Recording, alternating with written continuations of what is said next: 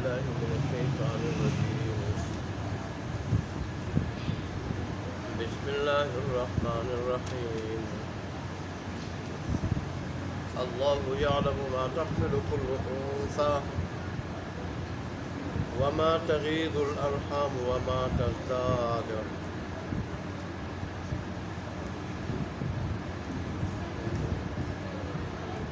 وكل شيء عنده بمقدار. عالم الغيب والشهادة الكبير المتعال. سواء منكم من أسر القول ومن جهر به ومن هو مستخف بالليل وسارب بالنهار. له معقبات من بين يديه ومن خلفه يحفظونه من أمر الله. إن الله لا يغير ما بقوم حتى يغيروا ما بأنفسهم. وإذا أراد الله بقوم سوءا فلا مرد له فما لهم من دونه من وال. صدق الله مولانا العظيم وصدق رسوله النبي الأمي الكريم ونحن على ذلك لمن الشاهدين والشاكرين والحمد لله رب العالمين.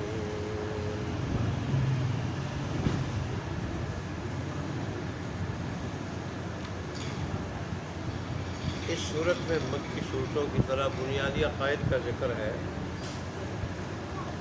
اللہ تبارک و تعالیٰ کی وحدانیت، رسول اللہ صلی اللہ علیہ وسلم کی رسالت، وقوع قیامت، قرآن مجید کی حقانیت و صداقت، اور ایسے ہی رسول اللہ صلی اللہ علیہ وسلم کی رسالت کی صداقت کا بیان. چنانچہ سورت کے شروع میں اللہ تبارک و تعالیٰ نے سب سے پہلے قرآن مجید کی حقانیت و صداقت بیان فرمائی. اس کے بعد اللہ تبارک و تعالیٰ نے اپنی وحدانیت پر دلائل دیے عالم بالا سے اور عالم زیریں سے. اور اس کے بعد پھر رسالت کا مسئلہ چل پڑا. رسالت کے مسئلے کے بعد آج پھر اللہ تبارک و تعالیٰ اپنی وحدانیت پہ خود حضرت انسان کی عجیب و غریب تخلیق اور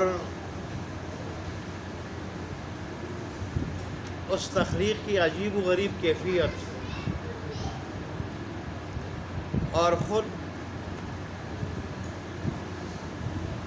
حضرت انسان کی زندگی کو اپنی وحدانیت کی دلیل گردانا.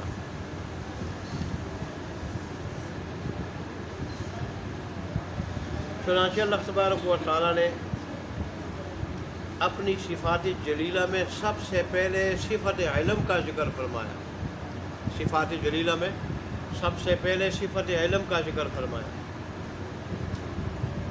کہ میرا جیسا علم ایسے کسی اور کو ہو سکتا ہے. میں تو یہ بھی جانتا ہوں کسی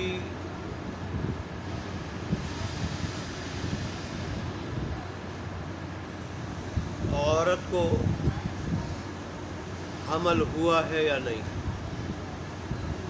اور پھر حمل ہے تو کیا چیز ہے، کیا چیز ہے، لڑکا ہے لڑکی ہے، یا حمل بھی ہے یا ویسے ہوا کی وجہ سے رحم شکم پھولا ہوا ہے.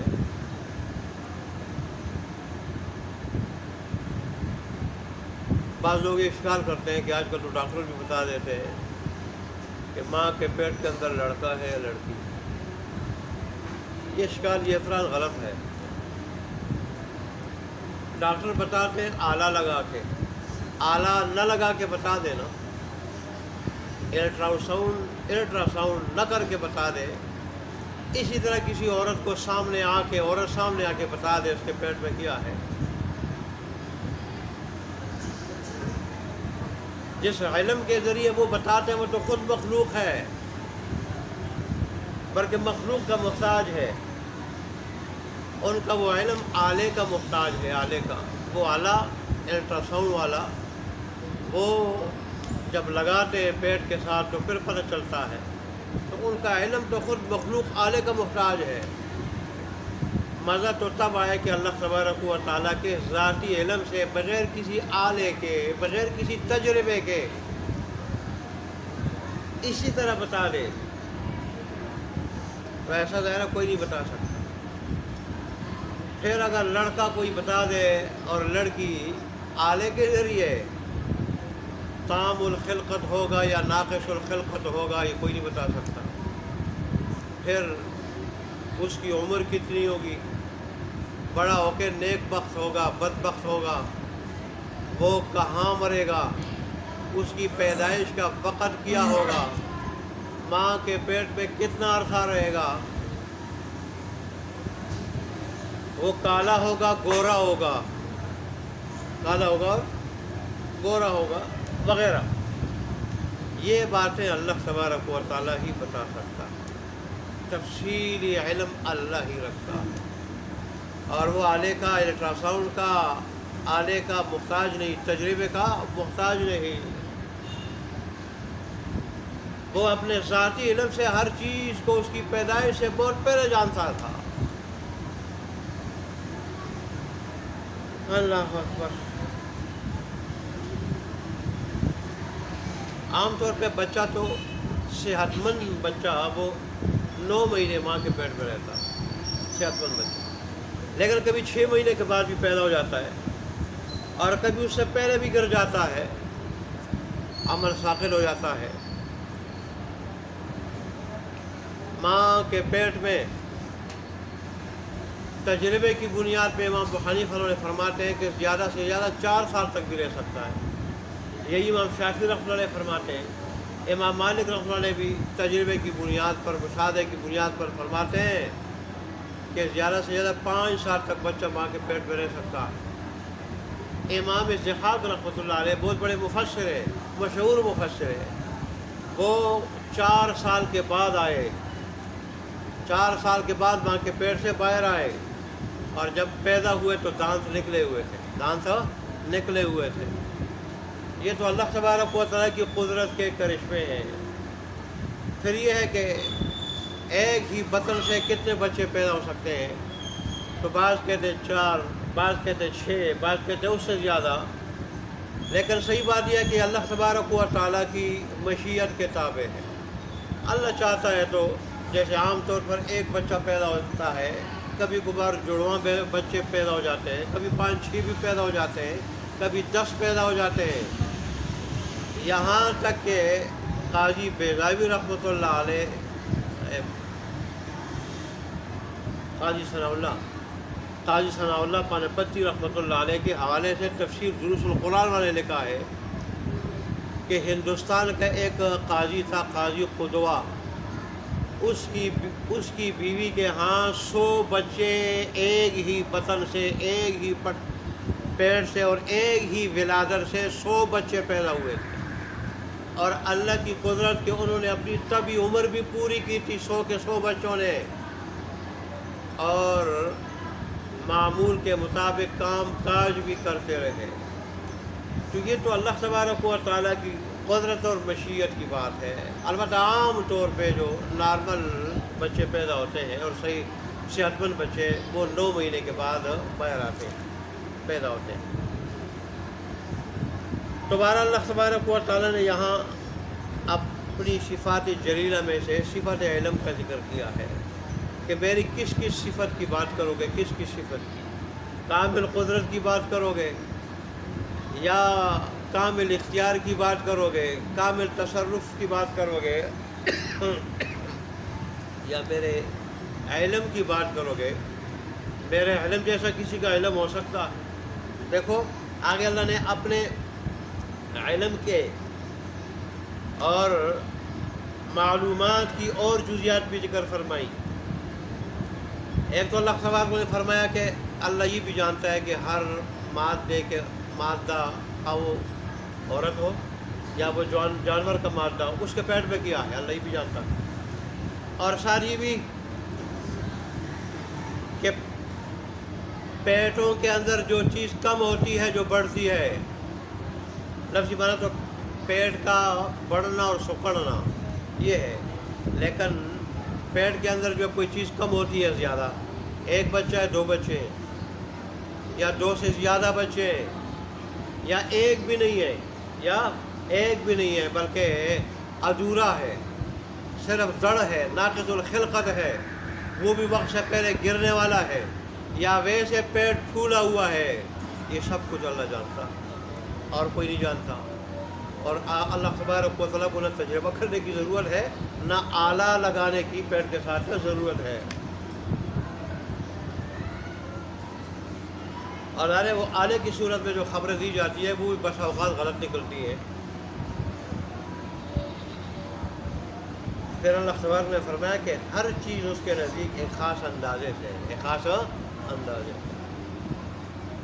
پیٹ کے اندر بھی جس کے لیے چاہتا ہے تو 1 بچہ رکھ دیتا ہے، چاہتا ہے 2 بچے، چاہتا ہے اس سے بھی زیادہ، اور چاہتا ہے تو کچھ بھی نہیں ہوتا۔ پھر اللہ تبارک و تعالیٰ نے فرمایا دیکھو آپ کی نسبت سے جو چیزیں پوشیدہ ہیں میرے حساب سے میری نسبت تو کوئی چیز پوشیدہ نہیں۔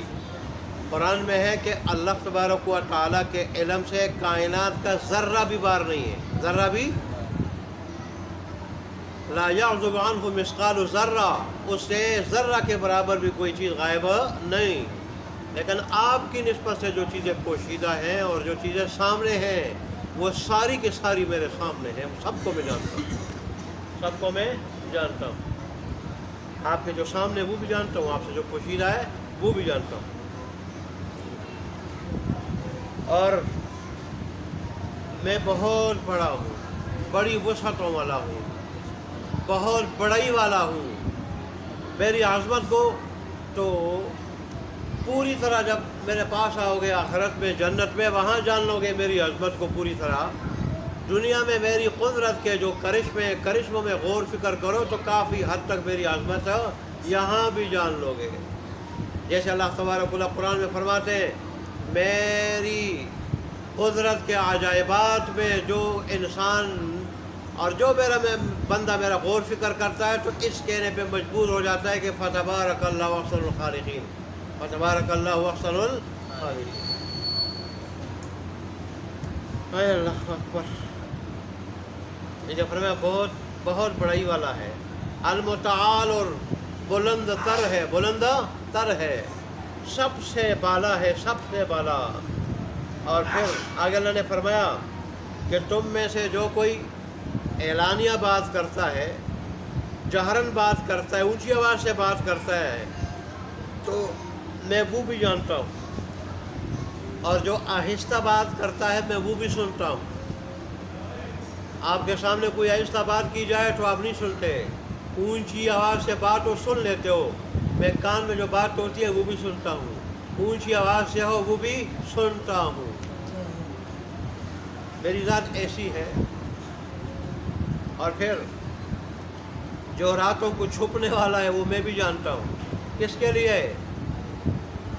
ڈاکے کے لیے، ڈکیتی کے لیے، چوری کے لیے، زنا کے لیے، بدکاری کے لیے، کسی کو نقصان پہنچانے کے لیے، جو رات کو میں چھپ جاتا ہے، چھپ کے یہ وارداتیں کرتا ہے اور گناہ کرتا ہے، میں وہ بھی جانتا ہوں، مجھ سے وہ بھی مخفی نہیں ہے۔ تم روشنی میں دیکھتے ہو، اندھیرے میں تمہیں کچھ نظر نہیں آتا، اور میں جیسے روشنی میں دیکھتا ہوں اسے میں اندھیرے میں بھی دیکھتا ہوں۔ جیسے تمہارے نزدیک جو نزدیک ہے میرے نزدیک وہ نزدیک ہے، تمہارے جو دور ہے میرے نزدیک وہ بھی نزدیک ہے، سارے برابر۔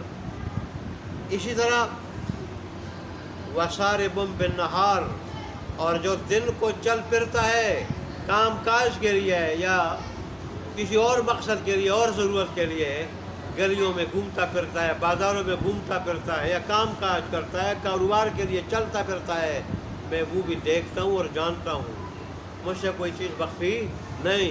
انسان تو سو گیا بس بے خبر، اور مجھے سب کی خبر ہے کون کیا کر رہا ہے۔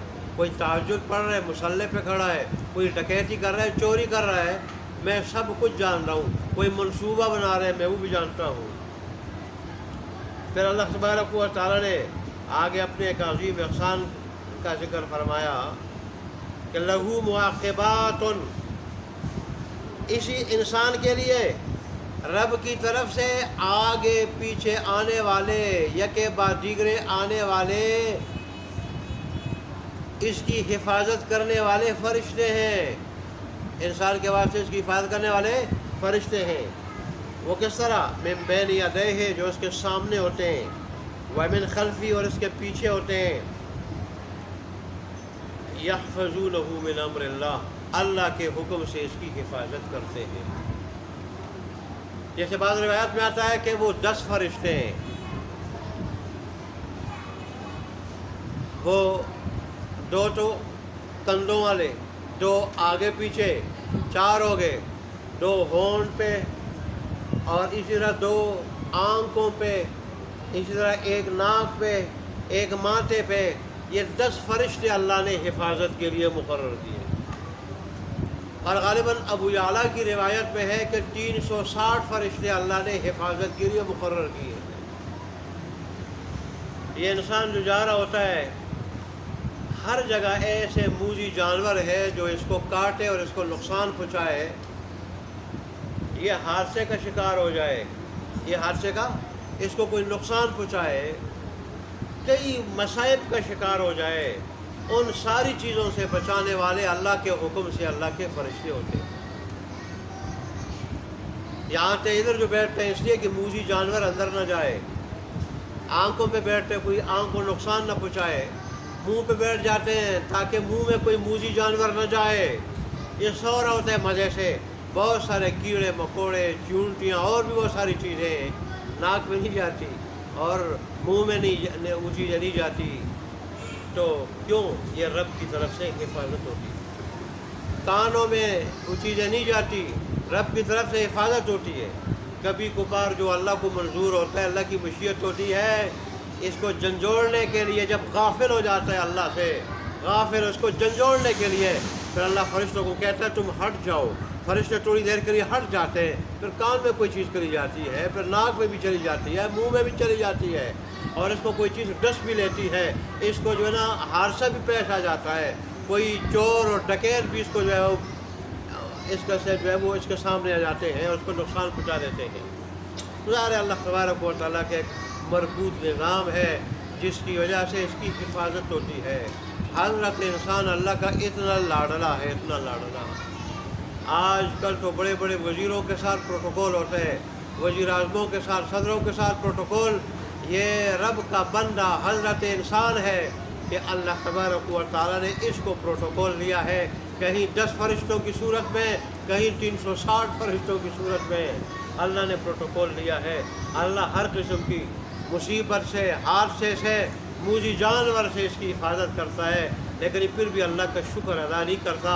اللہ کہتا ہے جیسے بن جاؤ ایسا یہ بنتا نہیں، اللہ کہتا ہے جیسے رہ جاؤ ایسا یہ رہتا نہیں، اللہ کے احکام پہ جیسے اللہ کہتا ہے یہ عمل نہیں کرتا، بس جب منمانی کرتا ہے منمانی، جہاں اس کے لیے عمل کرنا اس کے نفس کی طرف سے آسان ہوتا ہے کر لیتا ہے، جہاں نفس کی طرف سے، برادری کی طرف سے مشکل لگتا ہے یہ کرتا نہیں، برادری کو خوش کر لیتا ہے، خاندان کو خوش کر لیتا ہے، اور یہ اپنی بیوی بچوں کو خوش کر لیتا ہے، اور اللہ تبارک و تعالیٰ کو ناراض کر لیتا ہے۔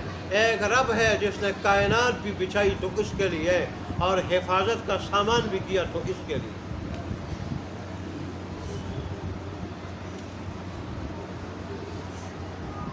اس لیے تو عصر اور فجر کی نماز کی جو ہے نا زیادہ فضیلت ہے کہ اس میں رات اور دن کے دونوں فرشتے اکٹھے ہو جاتے ہیں، دونوں فرشتے اکٹھے ہو جاتے ہیں۔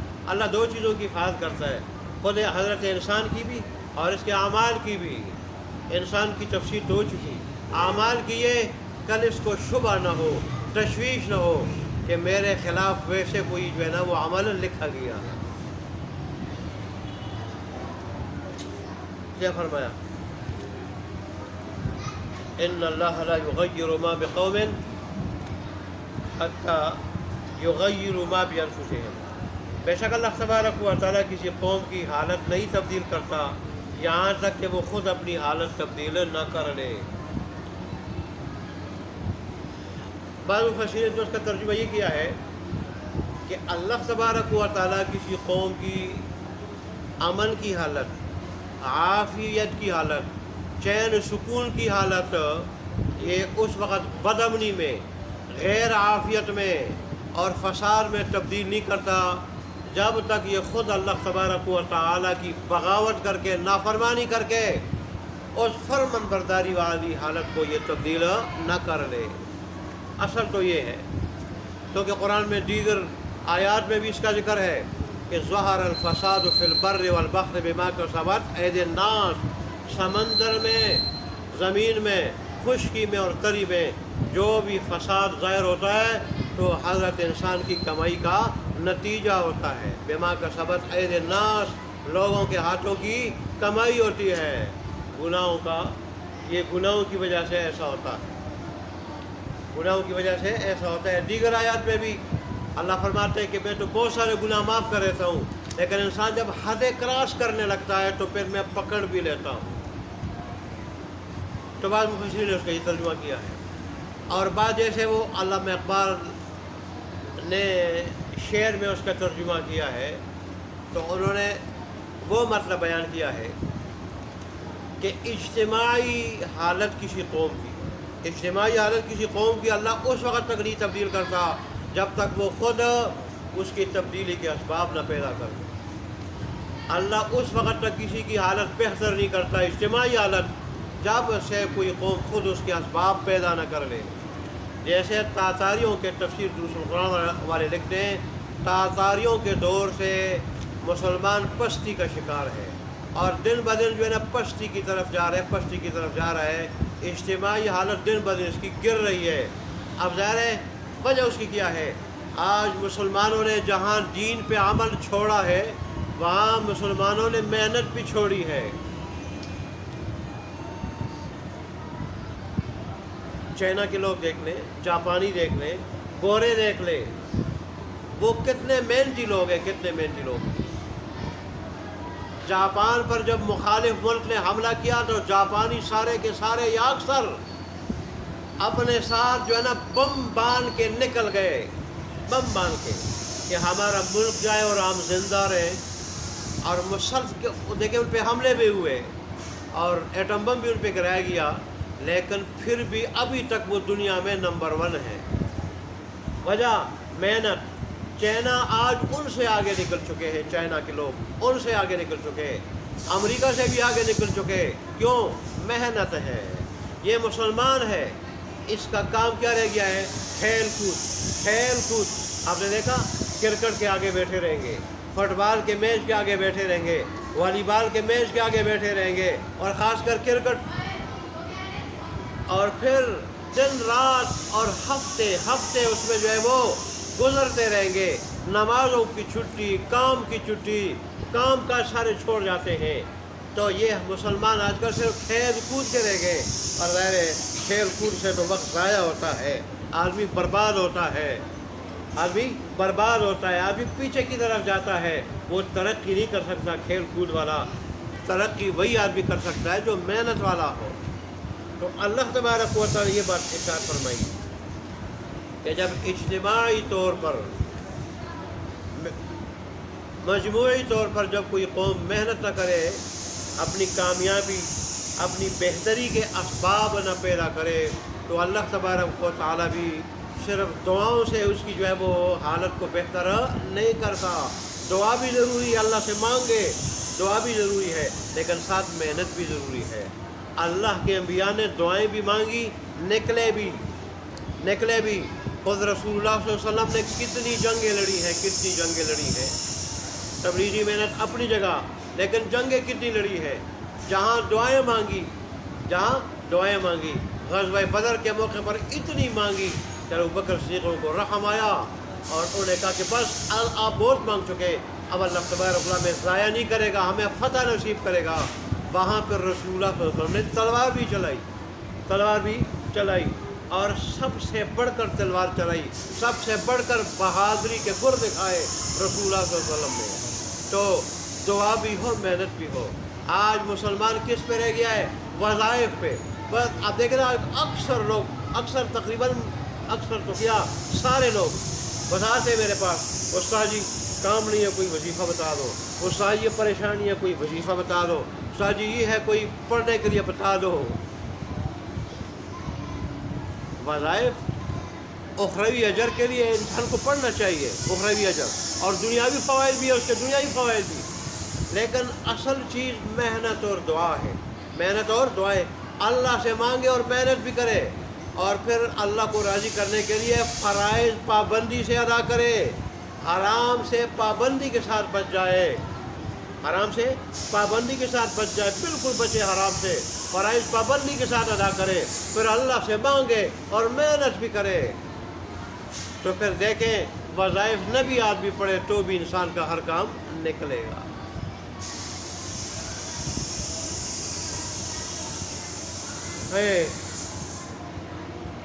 وَإِذَا أَرَادَ اللَّهُ بِقَوْمٍ سُوءًا فَلَا مَرَدَّ لَهُ، اور جب اللہ تبارک و تعالیٰ ارادہ کرے کسی قوم کے ساتھ برائی کا، تو پھر اس کو ٹال کوئی نہیں سکتا، اس برائی کو واپس کوئی نہیں کر سکتا۔ فَمَا لَهُم مِّن دُونِهِ مِن وَالٍ، اور اللہ تبارک و تعالیٰ کے سوا ان لوگوں کا کوئی مددگار نہیں ہوتا، کوئی مددگار نہیں ہوتا۔ اللہ کے عذاب سے وہی بچا سکتے، کوئی اور نہیں بچا سکتا ہے۔ اللہ ہمیں اپنے عذاب سے بچائے، اور اللہ تبارک و تعالیٰ ہمیں 100% مکمل عمل کرنے کی توفیق عطا فرمائے۔ الحمدللہ رب العالمین والعاقبۃ للمتقین والصلاۃ والسلام علی رسولہ محمد وعلی آلہ وصحبہ اجمعین۔ ربنا ظلمنا انفسنا وان لم تغفر لنا وترحمنا لنكونن من الخاسرین۔ ربنا آتنا في الدنيا حسنة وفي الآخرة حسنة وقنا عذاب النار۔ اللهم إنك عفو كريم تحب العفو فاعف عنا يا مولانا۔ اللهم إنا نعوذ بك من فتنة المحيا والممات۔ اللهم انصر الإسلام والمسلمين، اللهم أعز الإسلام والمسلمين، اللهم انصر من نصر دين محمد صلى الله عليه وسلم واجعلنا منهم، اللهم اخذل من خذل دين محمد صلی اللہ علیہ وسلم ولا تجعلنا منهم۔ رسول کو ہمارے ٹوٹا پورا سننا اور سنانا اور ٹوٹی پوری نماز کو اپنی بارگاہ میں قبول و منظور فرما، اور اس میں جو اجر و ثواب آپ نے مقدر فرمایا ہے وہ ہمیں نصیب فرما۔ رسول کو آپ سے لے کے مرتے دم تک ہمیشہ ہمیشہ کے لیے 100% اخلاص کے ساتھ اپنے دین کی باتیں سننے اور سنانے کی، اور پھر 100% اخلاص کے ساتھ اس پر 100% مکمل عمل کرنے کی توفیق عطا فرما۔ اللہ تبارک و تعالیٰ اس مجلس کو ہماری نجات کا ذریعہ بنا دے، ایسی نجات کو اس کے بعد پھر کبھی پکڑ نہ ہو۔ اللہ تبارک و تعالیٰ جتنے بھی بیمار ہیں تمام بیماروں کو شفاء کامل عاجلہ مستمر عطا فرما، جو پریشان حال ہیں ان کی پریشانیوں کو دور فرما، جو مقروض ہیں ان کو قرضوں سے نجات دے دے، جو بے اولاد ہیں ان کو نیک صالح اولاد عطا فرما، جو پریشان حال ہیں ان کی پریشانیوں کو دور فرما، جو مقروض ہیں ان کو قرضوں سے نجات دے دے، خصوصاً درس والے ساتھیوں میں سے یا ان کے متعلقین میں سے کوئی بیمار ہے، کوئی پریشان حال ہے، اللہ تبارک و تعالیٰ کوئی مقروض ہے ان کے مصیبتوں سے نجات دے دے۔ اللہ تبارک و تعالیٰ ہمیں دنیا آخرت دونوں کی خوشیاں نصیب فرما، دونوں کی مصیبتوں سے بچا، آخرت کی خوشی ابتدائی سے جنت الفردوس کی شکل میں نصیب فرما، آخرت کی مصیبتوں سے ابتدائی سے محفوظ فرما، ہم سے راضی ہو جا، ایسا راضی ہو جائے کہ پھر کبھی ناراض نہ ہو، ہماری دعاؤں کو قبول منظور فرما۔ امین یا رب العالمین یا حی یا قیوم، ربنا تقبل منا انک انت السمیع العلیم وتب علینا انک انت التواب الرحیم، وصلی اللہ تعالی علی خیر خلقہ محمد وعلی آلہ وصحبہ اجمعین برحمتک یا ارحم الراحمین۔ جزاکم اللہ خیر۔